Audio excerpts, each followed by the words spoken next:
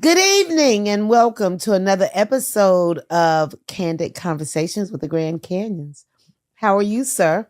I am Karen Canyon. And who are you? Who you will? Pimp Daddy. Pimp Daddy. I got Pimp Daddy to my right. AKA Coach Ken. And we are getting ready for ho, ho, ho. The holiday season. You know what? This is my mom. I wasn't this even was talking about that. Oh, you was going to be my ho, ho, ho? No, I'm just kidding. Look, you see, I still got candy. But that's because you owe me one. I still got candy here. You owe me one.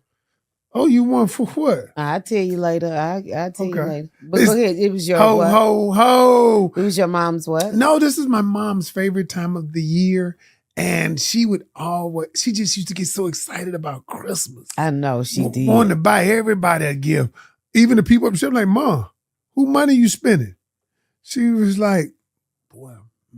Yeah. But and even when she couldn't talk, when she had the stroke, she could communicate very well. She did. And she communicated. She knew what store she wanted to go to. In other words, I would just have to name off some stores. Yep. And she'd be like, So now, lately you used to be like her. Yes. Stressing about Christmas. But now you're not so much like that. I think before it was important to me to give what I didn't get. Oh. And I never wanted the kids or my grandkids to go back to school and see everybody with all this stuff and have little to nothing. And so that was out of my own need. Oh. Yeah. And when they played with it 2 weeks and just let it go for the next 3 years, you never thought about. The funny thing is, you will say that, but I don't think one time as a kid you said to your mom or dad, "Don't buy me that. I'm only going to play for it too." You wanted that Rock'em Sock'em robot. And that Rock'em Sock'em robot, I did good. Hey, glass jaw. Hey, I did real good for 2-3 weeks. Yes. And after that Rock'em Sock'em robot was correct. The next Christmas, dust collecting. Y'all know I didn't really play with that. See, I played with my stuff. I play with my stuff on a regular basis. You did? Yes, until I got that one Christmas I got a Easy Bake Oven repossessed. Because you didn't do nothing with it. No, because I could tell you didn't do nothing with it when I first met you. No, this is what stopped me from cooking. I tried to make some pinto beans in my Easy Bake Oven. And my mom was making pinto beans in the kitchen. And, she put on a pot of beans and go to bed or go out. And so I took my little pinto beans and put them in something, and I threw them in my Easy Bake Oven, and I went outside to play. What happened? It caught a fire. It's not a fire, but it was a little spark. It wasn't like a fire. They didn't have to call nobody. They just unplugged it. But okay. Yeah. All right, y'all. Okay, on that note, let us get started. What about you? I want to know what is your favorite Christmas gift, or did anything ever go awry with one? Well, before we get started, I got to tell you my favorite Christmas gift.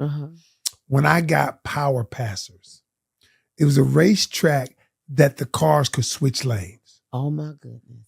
They called it Power Passers. And so you might be over in the lane, you click the button, that most whoosh. And like if I'm coming up on you and I hit that inside. Now the problem is they didn't stay on the track that long.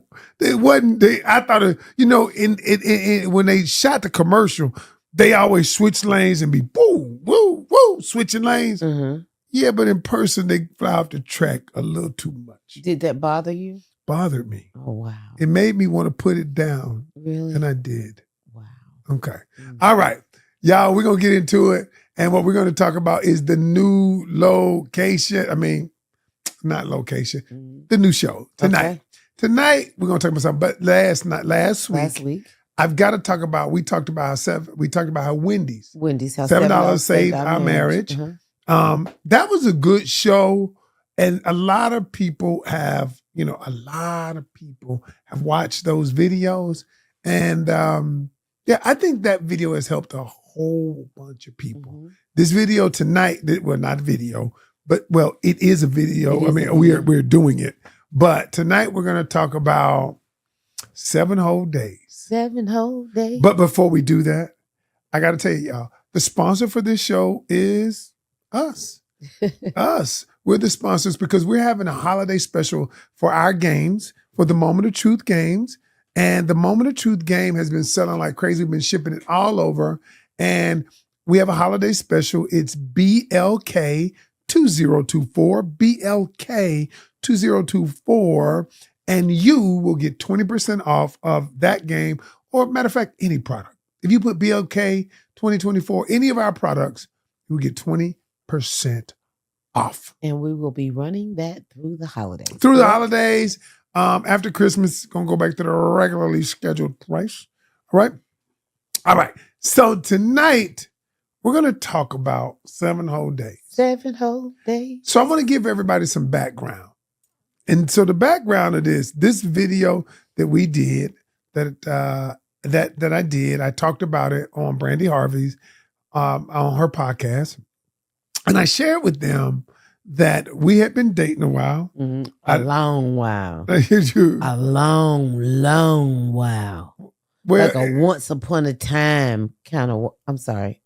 Okay. Now, I would tell my clients now, don't don't hang around as long as I did. And I don't know why you hung around, but you had gotten to the point where you was like, you know how every man get this call, we need to talk. When a man hears we need to talk, what he's wondering, what did I do wrong? What happened? Oh, first thing he said, oh shit, what's going on? And so you came over. Did you come over? Nope, I called. You called? I don't remember because it was I knew if I blur. came over, we end up doing it, and then it wouldn't work. Oh, so you had thought about this 7 whole days, and what she said. So, yeah, I'm gonna give you my version of it, and I'm gonna let her give you her version, and then I'm gonna tell you what happened next. So, my version of things as I remember them, because it's been a while, because we've been married 23 years, so it happened. 2 or 3, I don't know how many years before then. 24, 25. All right. So she calls me up and says, we need to talk. And then she says, she calls me on the phone. And I'm like, what's good? What's up? Whatever I said. And then she starts the conversation and says, I've been a good girlfriend. I've been everything that I need to be. I've shown you that I'm a good wife. Now I'm hearing this. I'm a good wife. You know what? I want to be somebody's wife. I've given you everything that I could as a girlfriend. I can't show you anything else. And you know what? I've decided that if we're not going to get married, I'm going to move on and find my husband because I guess you in his way or something she said. Y'all, okay, my memory a little bad, but I remember the gist of that shit. And then I was like, so what you saying? I'm like, you're like, so I'm going to move aside. I guess you waited till I said what I was going to say. I was like, well, okay, well then you got to do what you got to do. And then you were like, okay. So we talked back and forth. That's what I remember. Mm-hmm. And I remember me thinking, are you trying to like strong arm me? But y'all had been a long time. But I remember her taking a stand saying that this is what I remember. I remember you saying, I've shown you that I'm a wife. I've been there, all the good, the bad. I've been there. And if I haven't shown you enough now, I probably never will. Then I'm probably not your wife. And the conversation got real serious and intense at that point. But so that's my version of it. And then I said, well, all right, then okay, well, cool. I ain't ready to get married or whatever. But the truth was, I think I was commitment averse. I was afraid. I was fearful, just being honest. Mm-hmm. And then we stopped talking. And I figured, well, all right, we're going to do your business. All right, then all right. You know how ego pops in. I was like, whatever. And so day 1 went by, no call. Day 2, because normally by day 2 or 3. Definitely by day 3. By day 3, we talk what you doing. Yeah. And you then, hungry. And you hungry or something. And then my shoe, something. Something stupid. I think I left a pen over there. Something to do. And then we'll get together and then I'll pop, and we back normal. Right. But this time you didn't call. And I didn't call you because I was like, oh, she tripping. And day 4 went by. Day 5. By day 5, I'm not going to lie. Day 4, I started missing you. But I didn't want to say that I did. Day 5, I really was missing you. And I began thinking about, she's serious this time. Serious. By day 6, I'm like, and in my mind, this is what I said, like, this bitch tripping. That's what I said in my mind. I'm just saying. But by day 7, I realized that there was something different about this exchange. That I realized that you saw it differently. And so that's when I called you. And I was like, because I had thought about it. I was like, dog, do I want to see the rest of my life without her in it? And at that moment, those days that we were apart, I got to see my life without you in it. And I decided I didn't want to. And that's when I called you back on day 7. Mm-hmm. I just remember the days because that's my version of it. And then when I called you back, I was like, look, can we talk? But I knew when I called you back, I had to be different too. Because that's when I said, all right, I thought about it. You are the one for me. And then, the rest was history. I don't know if I proposed. You down with me or not? I didn't even propose or nothing. I just felt like at that point, I realized that this was what I wanted. This was what I needed too. Not only what I wanted, and I realized that fear was keeping me from it. Mm-hmm. So that's my version of it. And we've been married 23 years. So, been together a long time. But what's your version of it? So I don't know if you remember, but like you knew that I wanted to get married. Yeah. I had 50 every wedding book. I would schedule my clients. It used to be a show that came on, a wedding show on TLC. And I would schedule my clients around this show so I could come home and watch it. I wanted to be married. And every year you would say, I'll know by the end of the year what I'm going to do. And so what's so crazy is it was this time of year when it happened. And so you would say, and so we were getting to the end of the year. And I said that the last time he said that to me is going to be the last time he said that to me. Like every year. And I'd be like, okay, we get to the end of the year. We get to the end of the year. And it'd be like, absolutely nothing. And he'd be like, did I say this year? The end of this year? No. I know the end of this year, not last. You would always. And so I just started thinking and I said, wow, you and I had done a lot together. We had been through a lot together. We had been through a lot together. Yeah. But it was nothing more that we could do together as boyfriend and girlfriend. We couldn't grow anything. We couldn't build anything, and it got to the point where I knew I had to love myself more than I loved you. Mm-hmm. It was, it was about, we talk about, I did not know that's what I was doing then, but I was standing up for me. Mm. I was standing up for me. And even though that was the worst week of my life, I wanted to call you every moment of the day. And I knew that it was something different because every other time we broke up, I would tell my clients or my friends, me and Kenny broke up. But with this, I didn't share it with anybody. Oh, wow. I did not share it with anybody. I didn't want anybody to be like, girl, call him because, y'all trip, and it was real to me. Again, it was the worst week of my life because I got to see my life without my best friend, my confidant, my cheerleader. And so that was pretty much it. And when you called me back, I thought you were calling me for the regular old norm. You did? Yeah. Let's go get something to eat. Would you have gone? I don't know. I don't think so. I don't think so. So here's the bigger message here. And the reason why we brought this up, because that video has gone viral. And a lot of people say, wow, that is amazing. But here's the thing. What I want to ask you, a lot of people now they have a name for it. They call it no contact. All right. Okay. That's what they call it. That's the name for it. But a lot of people are afraid. They are afraid of what might happen during this no contact. So they stay connected. They feel like if I go no contact, I will get disconnected. I was taking a 50-50 chance. Right. That could have been your way out of the relationship. Could have been. When you start weighing your options, you think of everything. And I'm like, what if he's just in this relationship at this point because he doesn't know how to break up with me, or he doesn't want to hurt me? And so, that could have been your out. You could have been like, shoo, and kept on moving, But that is the risk people aren't willing to take.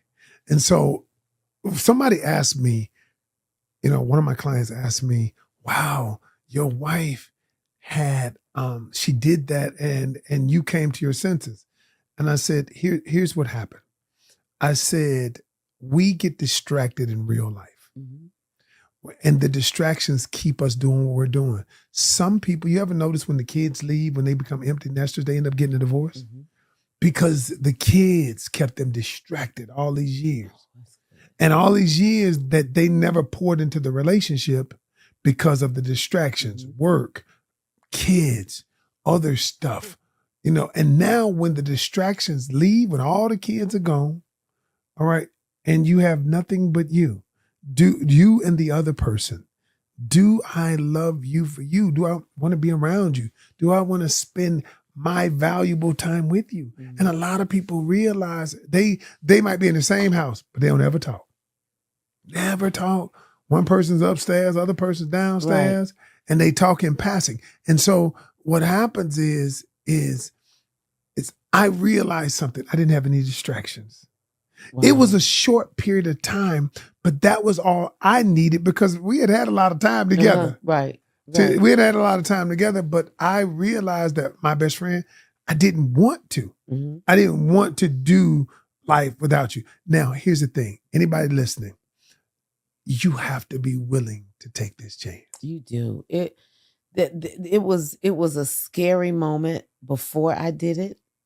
It was a scary moment in it, but it was so worth it. Like, it was so worth it for me. Had I never, even if we would have gotten married and I'd never done that, I could not say that, that I stood up for me, that I showed up for myself, and we have girls, I didn't want them to feel like this is the way, you know what I'm saying? Yeah, but it's hard, and it's harder than we're saying. It is. It is because you love somebody. When you love somebody, but here's the thing.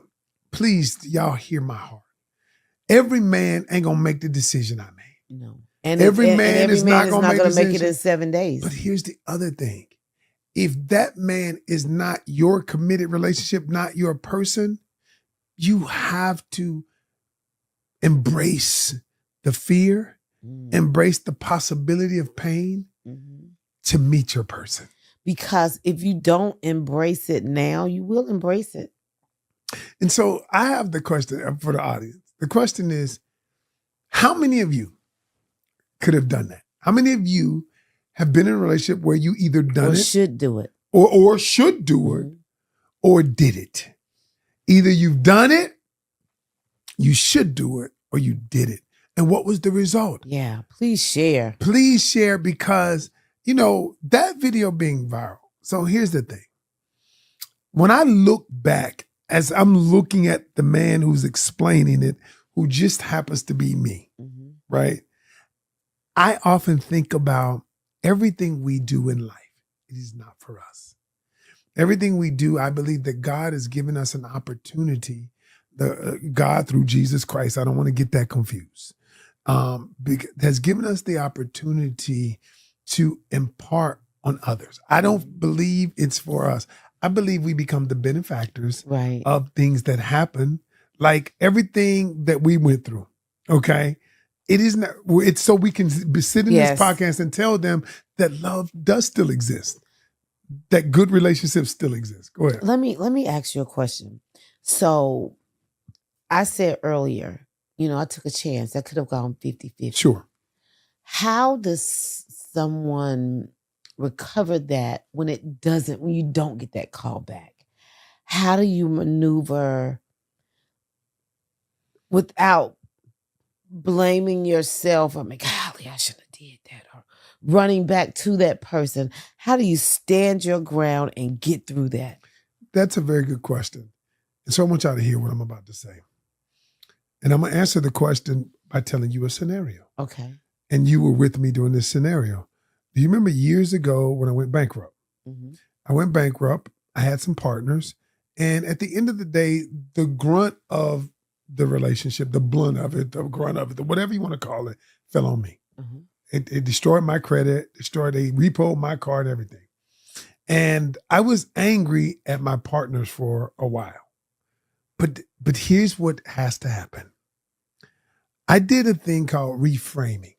When you frame what happens to you. Mm-hmm. So whenever I framed it like they did me wrong, they did me wrong, they did me wrong, then I could only see that they did me wrong. Oh, that's so good. But when I reframed it and thought, is there something good that could happen out of this?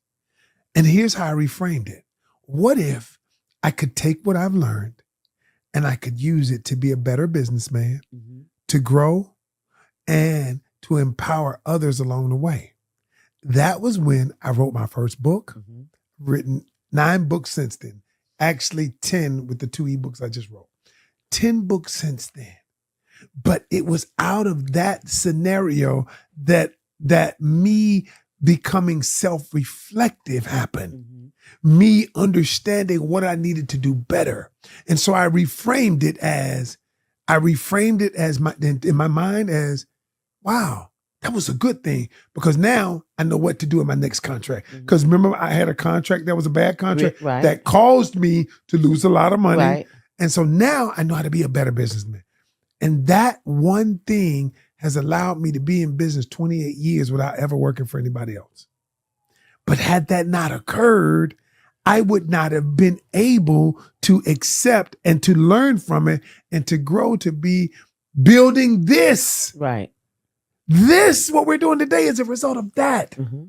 So why do I say that? It hurts, yes, but you have to reframe it.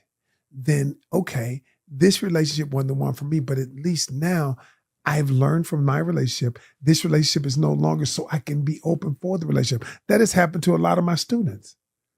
At first it hurts, but then all of a sudden when you reframing is difficult, but that's the thing that I teach people. I reframed it in my own mind. So give me 2 ways a person can reframe, like 2 ways you can reframe something. All right. So the first way that I reframe is through an affirmation that I created. I am a better businessman. I am a businessman that thrives as a result of what I've learned. Okay, that's the reframe. And I begin telling my brain that. Okay, I am a businessman. Now I can teach other people through my books and seminars. That's how I became a speaker. So affirmations and speaking to yourself. Affirmation. And what I'm really doing is reprogramming my subconscious mind. Okay. So that's number 1. Reprogramming my subconscious mind through auto-suggestion. Okay. I like that. I.e. affirmations. What is the second thing? The second thing is, I know this part now. I didn't know this before. So here's what I'm going to teach people to do. We have 4 sets of brain waves. Mm-hmm. We got alpha, beta, theta, and gamma. Okay? Now, you ever been halfway asleep now? And halfway asleep, but you ain't all the way asleep because you can hear what's on the TV. Uh-huh. You ever did that? Yes. And you kind of know what's going on the TV, right? Right. So what if and I did this. This is how I got on the TV show. I created an audio and this audio, I would speak to myself. Mm-hmm. I still have it. I remember. Well, I still have it. I talk about the team that I have. In this audio, it was 4-5 years ago. And I talk about the team that I have. I talk about being on a show. Now, I wasn't on the show at the time, but when I created the audio, I created a 3 minute and 20 second audio, but I would play it right before I would go to bed in my own headphones. So what was I doing? I was reprogramming my own mind with my own voice. Oh, wow. That's good. With my own voice. That's good. That's how I got the TV show. That's how I got all the team the great team that we have now. That's how I've put us in a position to be able to touch the world. All the clients I have, the academy, all of that came from reprogramming. That's so good. All of that came from reprogramming. And so those two things I tell people to start with. And if you don't know how, you need to reach out. Reach out to me. Let me help you. Let me help you like I've helped a lot of other people. Email me and say, listen, coach, I'm ready. I'm ready to reprogram myself. Because essentially, you kind of did that too. You kind of reprogrammed yourself with the 7 old days. Yeah. Because you know how, okay, let me tell you how you know you started the reprogram process. Mm-hmm. Because what you did was what we call interrupt a pattern. Your pattern was day 2 or 3, you're going to call me. But you interrupted the pattern by not calling. Your brain was telling you, you're supposed to call. Right? It was, I picked up the phone a couple of times, shaking, but yeah, no. And that was your pattern. Yeah. But by not doing it, you interrupted the pattern. And so at the longer you interrupt the pattern, the more the new pattern begins to be formed. Mm-hmm. It's different. Hey, y'all, I'm not trying to get too deep into psychology, but at the end of the day, what you did was amazing. I was surprised that you did it, but I'm so thankful that you did. I'm grateful that you called back, because shoot, if you hadn't, you'd probably be working at the Sizzler now. Why the Sizzler? Sizzler don't even exist. It's a Sizzler somewhere. It might be one in Atlanta. I think I used to take my dad into the Sizzler. I didn't even know. But why would I be working at the Sizzler? You would have had all these experiences with me. Ain't nobody pushing you like that. They just said, well, okay. Yeah, they just be wanting. You don't think there's no other woman out there to push me? I honestly don't think, and this is honest, I don't think that there is another man or woman for me or you that would do the things to and for each other that we do. I don't think that. I believe that. Because I believe that. You have to look, we raised each other. We were in our early 20s. We were 23 when For real? Yes, sir. I remember the day, honey, April 21st. I mean, but we didn't go together then. But we were still. Well, no, see, I did not say that we went together. People I did now. not. You didn't turn this. You done turned this good podcast into. See, you didn't let me finish. You didn't let me finish. Go ahead. You always, if Veronica Petty is watching, you see, still cutting me off. But what I was saying is, you and I have been around each other for so very long. We have raised each other. We've trained each other for each other. No, that's true. Even though we weren't going, you were not going with me, you say. You weren't going with me either. Not that first day, but by day 4 I was. Y'all, I teach y'all. He put it on me. I did put it on you, though. I did put it on you, but I wasn't going with you, though. Then you made me laugh, too. Then you asked me about my dreams and my aspirations. I know, right? Subconscious questions. Yeah, we went together. Subconscious questions. You didn't even know they were y'all need to get in my academy. Listen, I'm trying to tell you. Any dudes out there listening, and you want to do what I do, I can teach you how to do this. Late nights. I guess everybody else was asleep. I was up and you called. Yeah. I called you because I was at the group home. No, this is before the group home. You were security. No, you weren't even a security guard. You were working at a temp service once a month to pay your bills. It was not. Kenny, this is. I worked longer than a day. I didn't say like a week. You would work a week. I would work and then I would work more than a week. No, you would go to a temp service for 1 week. I would work And longer then you than a will work week. on your dreams the rest of the month. I would work on You've been a dreamer since I met you now. Oh, and them dreams came true. Cigarette lighters and vending machines. All right. So look, I want to Cigarette lighters and vending machines. Oh, you clowning me? I'm just so saying. I wanted what she talking about, y'all. I wanted to have some vending machines, and I had a couple of them placed too, but I never got the money to get them though. But what happened? It was a good idea. You were just a couple years too late. About the cigarettes, yeah, because lighters. everybody started taking cigarettes out of vending machines. I know, right? Yeah, you were just. I'm glad I didn't get the money to get them cigarette lighters. I know, because we be still over the flick. No, I'm just kidding. Anyway, hey, listen, y'all. We want to say, first of all, in this holiday season, I just want to say this, that we have to be willing to love ourselves more than we love someone else. Mm-hmm. A lot of us get lost in love and we forget to love ourselves. And I'm glad you found that love, which made me love you more. Mm-hmm. I'm glad you. I am grateful for that moment. Right. Because that moment brought us to now. It did. So it did. grateful. And we've touched thousands and thousands of people. Yes. So let's end this. Okay. Go ahead, pull the cards up. I want to say, though, to our listeners and everyone that we wish you a very, very Merry Christmas. Happy Hanukkah if you celebrate that. Feliz Navidad. Hold on, we gotta give out. Happy Hanukkah. Feliz Navidad. What's the Kwanzaa? Happy Kwanzaa. Feliz. I mean, you don't make me mess up. From the bottom of my heart. Hey, listen, y'all. Bye. I wanna wish you a Merry. Bye, y'all. Hey, look, y'all. Get your games. Get your moment of truth game. This is the sex version. Show them the box. Oh, okay. You getting caught up. I want to wish you a Merry. So you can get your holiday special. Show them the box. Okay. So it's a combo pack. And what you do is when you order it on our site, go to my link tree in the bio and type in BLK2024, BLK2024, and you get 20% off through the holiday season. We ship it out a whole bunch of orders there. Now, you didn't let me finish. Okay. So that goes along with the song. Okay. How long would you remain in a marriage where you felt trapped? Ooh. A, till death, as you stated in your vows. B, it depends on if your spouse is willing to seek counseling. C, depends on whether or not there is a prenup. Or D, long enough to pack my bags.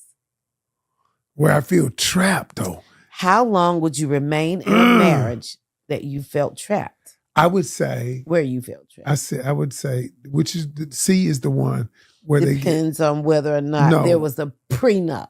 B. I would say B. It depends on if your spouse is willing to seek counseling. Because that's what me and you did. B. Because I felt trapped. No, I felt trapped. We couldn't communicate. You remember, we've done that video. Not being able to communicate on how you trapped nowhere. That ain't finna go wrong. Trapped. You felt misunderstood, but trapped. You felt like, wasn't nobody listening to you, but trapped. I should have picked another card. We was arguing. Let's go to counseling. Let's just say B, and that's just it. Audience, what do you think?